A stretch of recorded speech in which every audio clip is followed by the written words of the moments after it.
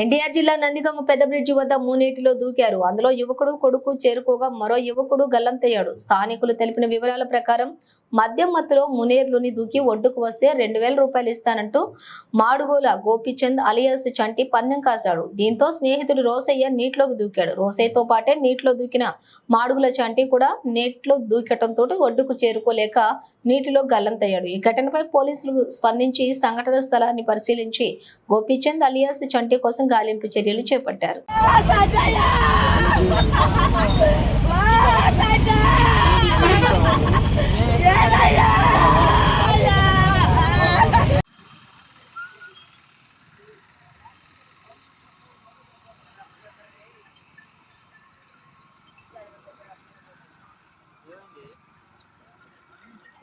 ఇద్దరు దూకారు.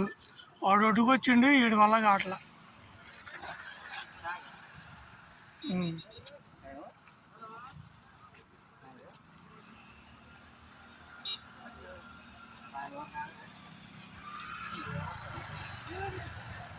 అరే రోషే, అరే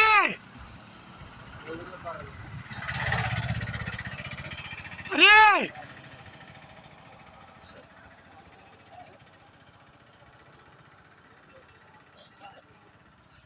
అరే వాళ్ళు పోతున్నారు. ఫుల్ తాగొచ్చారన్న. తాగొచ్చి ఒక ఆటో వేసుకొని వచ్చారు. నేను అటు నుండి వస్తున్నా. వాళ్ళిద్దరిలో దూకినోడు చచ్చిపోయినోడు పందెం కాసిండు. 2000 ఇస్తా దూకరా, దూకాడు రా అండు. వీడు నేను దూకొస్తా అని వీడు దూకిండు. వీడు వెనక స్టైల్కి వీడు దూకిండు. వాడు వచ్చిండు, వీడు వల్ల కాల. ఎవరెవరమ్మా దూకింది? ఇంటి పేరు మాడుగుల చంటి అను రోషయ్య. వాళ్ళ ఇంటి పేరు తెలియదు మాకు. ఇప్పుడు వీళ్ళు పందాలు కాసుకొని దాంట్లో దూకారా? ఏమని పందాలు కాసుకున్నారు వీళ్ళు? అటు దూకి ఈ ఒడ్డుకొస్తే 2000 ఇస్తారంట. చనిపోయిన అబ్బాయి దానికి దూకిండు.